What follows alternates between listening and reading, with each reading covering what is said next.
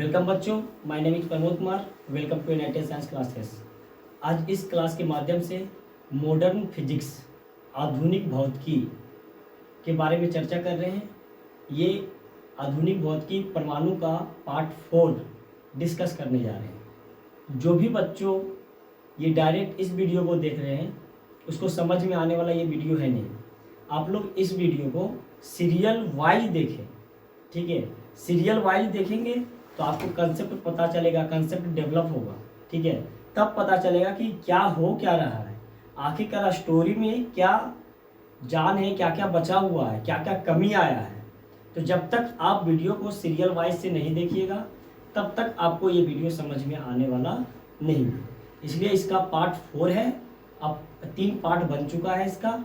आप तीनों पार्ट देखें, उसके बाद इस वीडियो को देखें, पूरा बढ़िया से समझ में आएगा, पूरा कंसेप्ट आपको समझ में आएगा, ठीक है।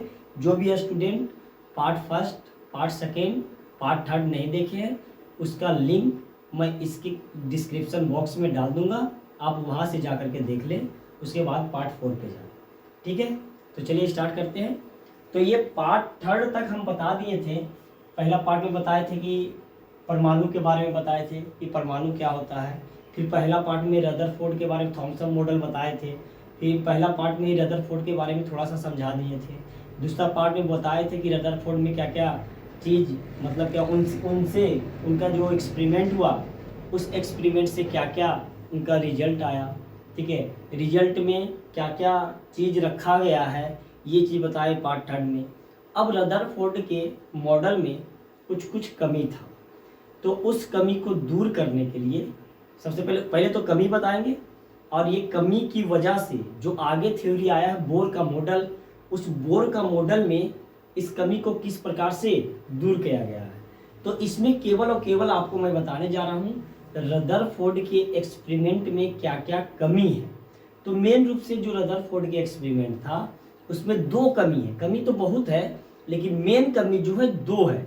उस दोनों को हम डिस्कस करेंगे बहुत डिटेल से, ठीक है। आप वीडियो को बढ़िया से देखें, एक एक पॉइंट समझ में आएगा।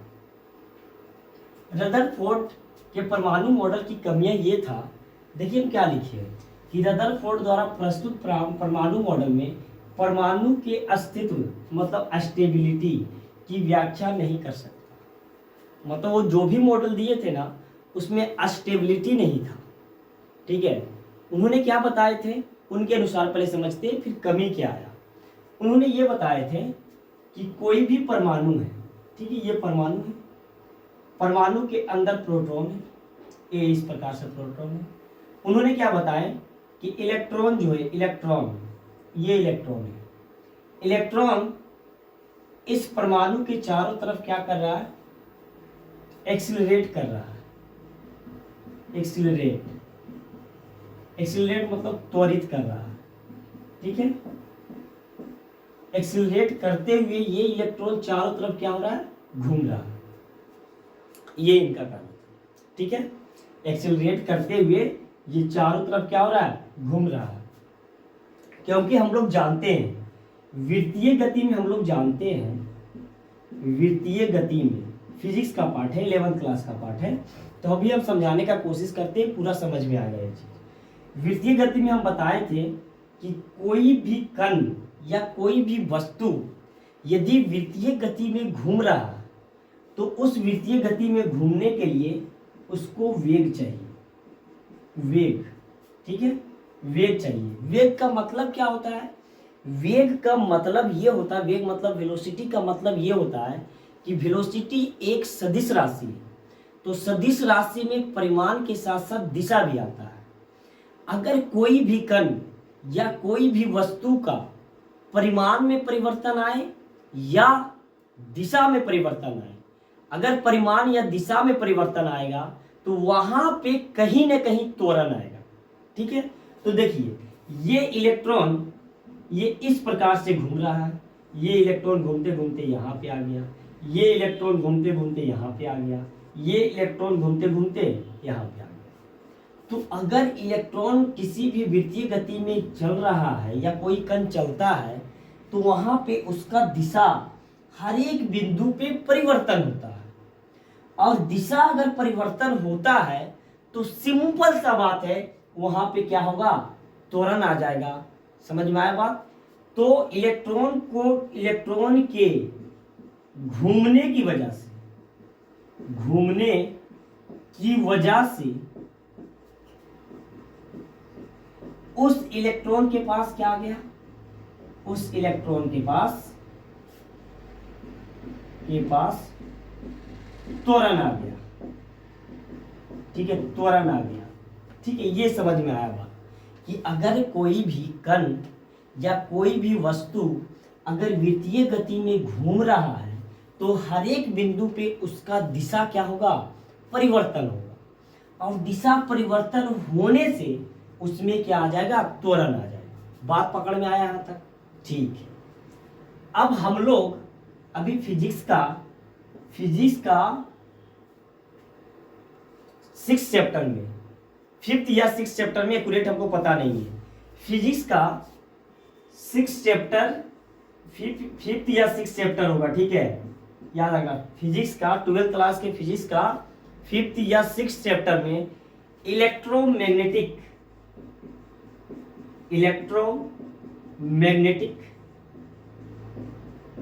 इंडक्शन। ठीक है, इलेक्ट्रोमैग्नेटिक इंडक्शन, इसको बोलते हैं हम लोग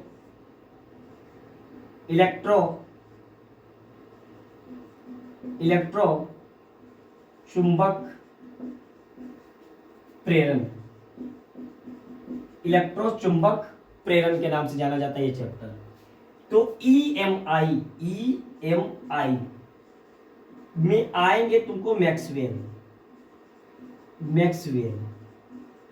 ठीक है, इन्होंने ये बताए हैं कि कोई भी चार्ज्ड पार्टिकल, मतलब चार्ज पार्टिकल का मतलब वैसा कण जिसमें आवेश हो, कोई भी चार्ज पार्टिकल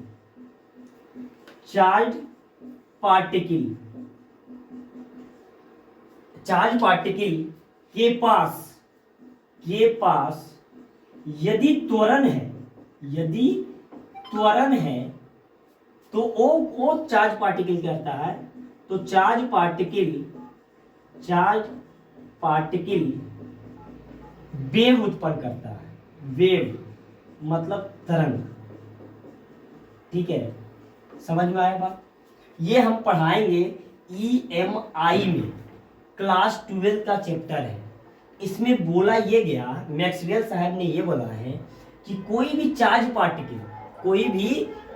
पार्टिकल मतलब आवेशित कण अगर गोल गोल चक्कर घूमेगा तो उसमें तो त्वरण आएगा ही आएगा, क्योंकि उसका दिशा परिवर्तन हो रहा है। और अगर कोई भी चार्ज पार्टिकल, मैक्सवेल के अनुसार, कि अगर कोई भी चार्ज पार्टिकल में अगर त्वरण होगा तो उस त्वरण की वजह से वहां पे एक वेव जनरेट होता है, एक तरंग जनरेट होता है। बात समझ में आ गया बात। और वो तरंग क्या करता है कि जैसे जैसे ये एक्सीलरेट करते जाएगा, जैसे जैसे ये एक्सीलरेट करेगा वैसे वैसे अपने अंदर तरंग को क्या करेगा, चारों तरफ से ये छोड़ेगा। तो जब तरंग छोड़ेगा, इसका मतलब ये हुआ कि ये कहीं न कहीं ये जो इलेक्ट्रॉन है, ये इलेक्ट्रॉन क्या करेगा, एनर्जी को रिलीज करेगा। ये इलेक्ट्रॉन एनर्जी रिलीज करेगा, अब इलेक्ट्रॉन जब रिलीज करेगा, एनर्जी जब रिलीज करेगा, जब ये तरंग की तरह काम कर रहा है, अब एनर्जी जब रिलीज कर रहा है तो ये इलेक्ट्रॉन घूमते घूमते ये एनर्जी लॉस हुआ, फिर एनर्जी लॉस हुआ, तो ये घूमते क्या कहाँ पे आ जाएगा, प्रोटॉन के पास आ जाएगा। और इलेक्ट्रॉन और प्रोटॉन मिलकर के इस परमाणु को ही क्या करेगा, खत्म कर देगा। बात समझ में आया कि नहीं? फिर से हम रिपीट कर रहे हैं, इस पॉइंट को हम फिर से रिपीट कर रहे हैं, ध्यान से समझना। हम ये बता रहे हैं रदरफोर्ड के परमाणु मॉडल की कमियां। पहला पॉइंट ये है, मेन रूप से इनका दो ही कमी है। पहला कमी ये था कि रदरफोर्ड ने परमाणु मॉडल में अस्तित्व का कोई बात नहीं कर पाया, स्टेबिलिटी का कोई बात ही नहीं कर पाए रदरफोर्ड ने। उन्होंने यही बताए थे कि इलेक्ट्रॉन कहीं पे भी प्रोटॉन के चारों तरफ कहीं पे भी घूम सकता है, लेकिन जो इलेक्ट्रॉन घूमता है ना वो एक्सिलरेट करता है, मतलब उसमें त्वरण आता है। ये बताए थे, कौन बताए थे? ये बताए थे रदरफोर्ड ने कि इलेक्ट्रॉन प्रोटॉन के चारों तरफ कहीं पे भी घूम सकता है, लेकिन जो घूमता है वो एक्सिलरेट करते हुए, त्वरित करते हुए घूमता है वो चीज, ठीक है।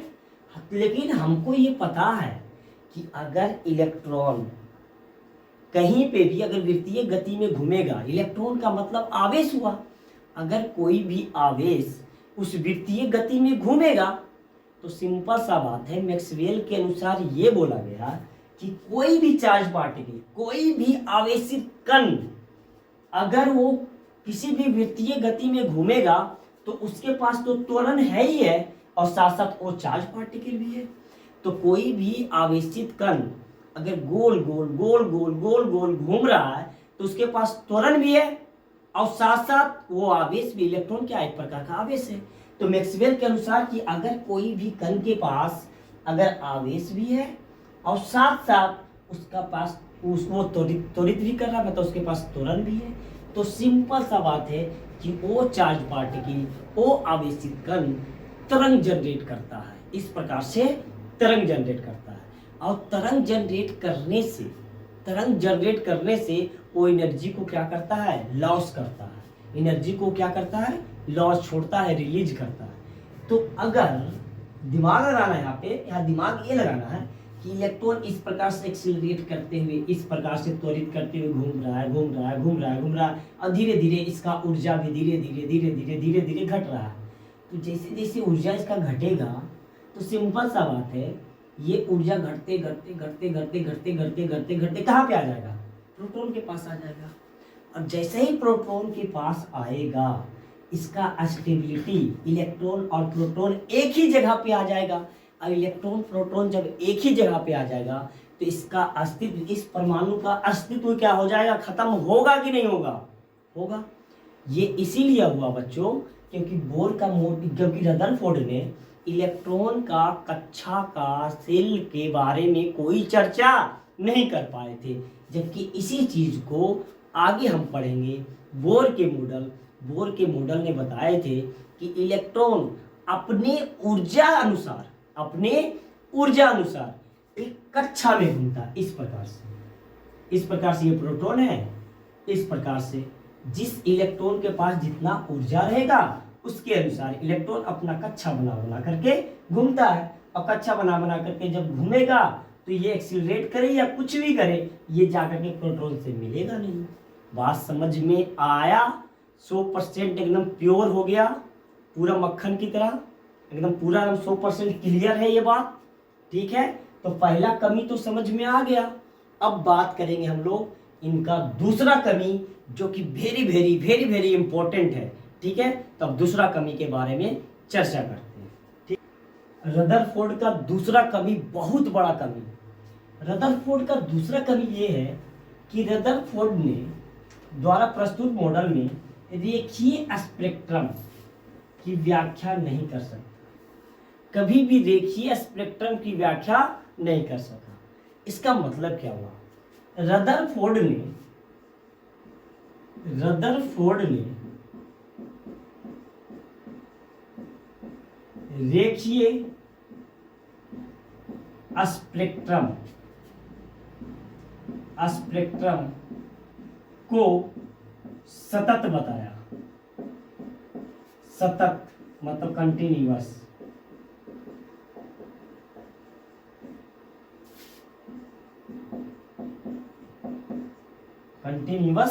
बताया, ठीक है। इसका मतलब क्या हुआ? ध्यान से समझना है एक चीज, ठीक है।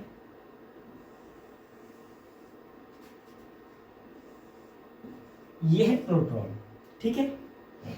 उनके अनुसार इलेक्ट्रॉन जो घूम रहा है ना, वो इलेक्ट्रॉन, अभी हम बताए थे कि इलेक्ट्रॉन जब एक्सिलरेट करता है, चारों तरफ एक्सिलरेट कर रहा है, तो कहीं न कहीं एक तरंग को क्या करता है? वो निकालता है अपनी तरफ से। और तरंग निकालने से क्या होता है? उसका ऊर्जा एनर्जी लॉस होता है।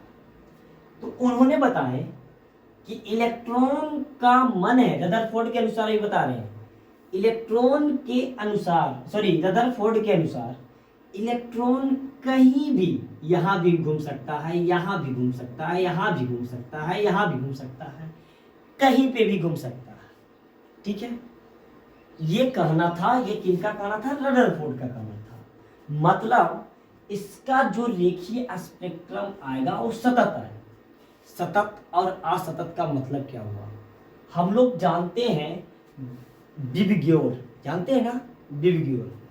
हम ऐसे ही बता रहे हैं अभी, एक ऐसे ही बता रहे हैं आपको, एक एग्जाम्पल लेकर के। अभी हम ये एग्जाम्पल लेकर के हम बता रहे हैं, ठीक है। ये मत बोलना कमेंट बॉक्स में कि सर विबग्योर का ये होता है तरंग, ये होता है वेव। नहीं, हम अभी केवल और केवल एग्जाम्पल से समझाने का कोशिश कर रहे हैं।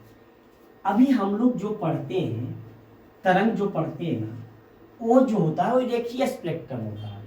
रेखीय स्पेक्ट्रम का मतलब क्या हुआ कि अगर ये एक तरंग है, ठीक है, ये एक तरंग है, ये एक दूसरा तरंग है, ठीक है, ये एक तीसरा तरंग है, इसी प्रकार से बहुत सारा कलर विबग्योर में होता है। ठीक है, इन्होंने क्या बताया, इन्होंने कि रदरफोर्ड ने क्या बताया कि इलेक्ट्रॉन अपने परमाणु के अंदर कहीं पे भी घूम सकता है और इसका तरंग का जो मान होगा, तरंग का मान, इसका जो तरंग का मान होगा वो जो होगा वो होगा सतत, मतलब कंटिन्यूअस। ठीक है, जबकि हम लोग विबग्योर का जो जानते हैं, वो विबग्योर का जो जानते हैं, कहीं पे मान लिया जाए कि 3000 एंगस्ट्रॉन है, कहीं पे 4000 एंगस्ट्रॉन है, कहीं पे 5000 एंगस्ट्रॉन है, कहीं पे 6000 एंगस्ट्रॉन है। इस प्रकार से तरंग होता है। बीच में 3000 से 4000 के बीच में, 3000 अंगस्टन से 4000 अंगस्टन के बीच में, 3001 अंगस्टन, 3002 अंगस्टन, 3003 अंगस्टन, इसी तरीके से 3999 अंगस्टन तक हम ये डाटा मान लिए हैं। फिर से हम बोल रहे हैं, ठीक है, ये मत कमेंट बॉक्स में लिखना कि सर ये विबग्योर का, वायलेट का ये होता है, रेड का ये होता है। ये हम नहीं, हम मान करके चले, ठीक है। तो इसमें जो बीच का जो तरंग है ना, वो तरंग पूरा दिखाई नहीं देता है। बीच का तरंग हमको दिखाई देता है क्या? नहीं ना। विबग्योर में जो दिखाई देता है एक तरंग का फिक्स होता है, किसी का 3000 अंगस्टन, तो दूसरा जो दिखाई देता है कलर वो 4000 अंगस्टन का, तीसरा जो दिखाई देता है वो 5000 अंगस्टन का, चौथा जो दिखाई देता है 6000 अंगस्टन का। इस प्रकार से हमको दिखाई देता है। बीच में तरंग नहीं दिखाई देता है। ये जो तरंग है, बीच में कोई तरंग दिखाई नहीं देता है। 3001 अंगस्टन से 3999 अंगस्टन तक हमको दिखाई नहीं देता है। जबकि बोर के अनुसार जो रिजल्ट आएगा, रेखीय स्पेक्ट्रम पढ़ाएंगे, रेखीय स्पेक्ट्रम में जो रिजल्ट आएगा वो होता है असतत, मतलब दिस कंटिन्यूअस होता है, असतत होता है। जबकि इन्होंने, रदरफोर्ड ने क्या बताया कि इलेक्ट्रॉन का मर्जी है, इलेक्ट्रॉन एनर्जी को गेन करके या लूज करके कंटिन्यूअस चलेगा। 3001 अंगस्टन के बाद 3000 अंगस्टन के बाद 3001 अंगस्टन भी होगा, 3002 अंगस्टन भी होगा, 3003 अंगस्टन भी होगा, 3004 अंगस्टन भी होगा। मतलब इसका जो तरंग आएगा रदरफोर्ड के अनुसार वो सतत होगा। जबकि बोर ने इस चीज को सिद्ध कर दिए हैं कि ये जो होता है वो सतत नहीं होता है, ये होता है असतत, डिसकंटिन्यूअस।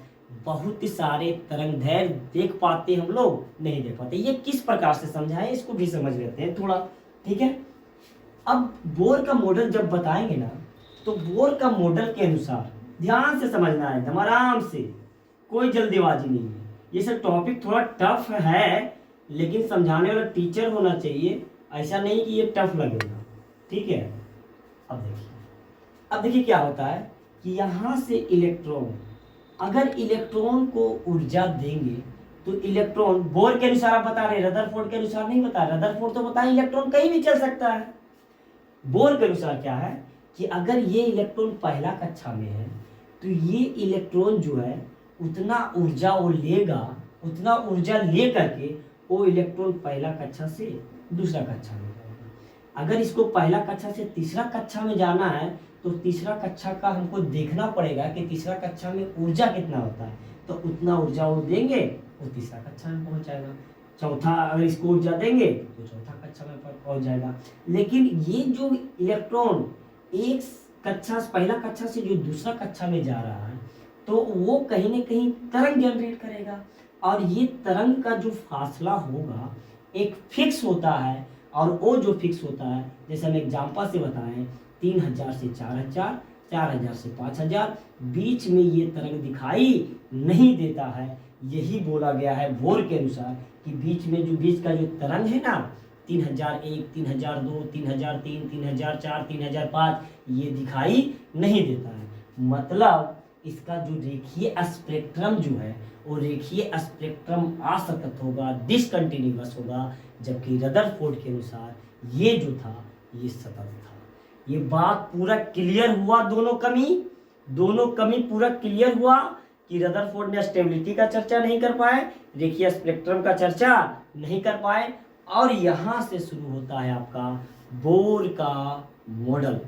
ठीक है, तो इस वीडियो के बाद हम जो नेक्स्ट वीडियो आने वाला है वो बोर का मॉडल आएगा, कि बोर का एटॉमिक मॉडल यहाँ से जनरेट हुआ और यहाँ से जनरेट हुआ, उन्होंने बोर का एटॉमिक मॉडल क्या बताया गया। तो नेक्स्ट वीडियो में बताएंगे आपको बोर का परमाणु सिद्धांत या एटॉमिक मॉडल। ठीक है, वीडियो को ज़्यादा से ज़्यादा लाइक, सब्सक्राइब, शेयर करें। Thanks for watching.